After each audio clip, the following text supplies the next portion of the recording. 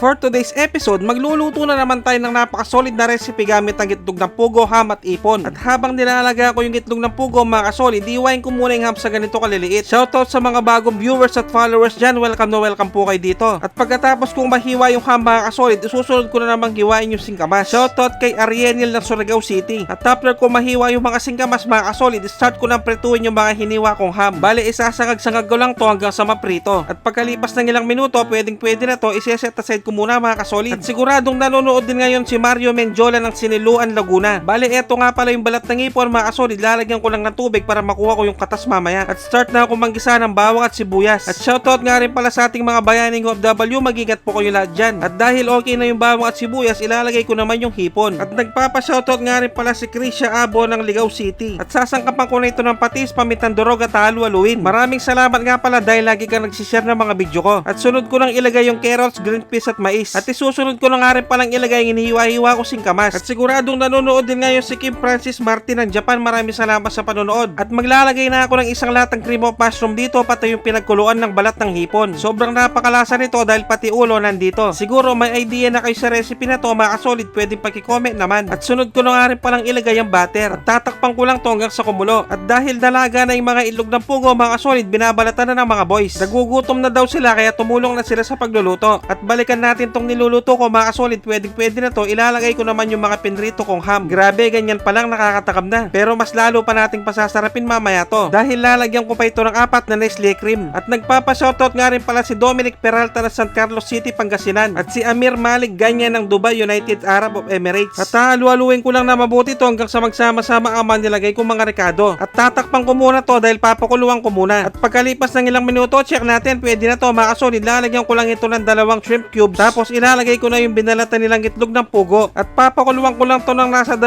minuto. Tapos magpe-plating na tayo. At eto na nga kinilutong creamy sipo egg. At syempre dito na tayo sa pinaka-exciting part, ang tikiman time, yun no? At tuunahin ko yung itlog ng pugo, kain po tayo.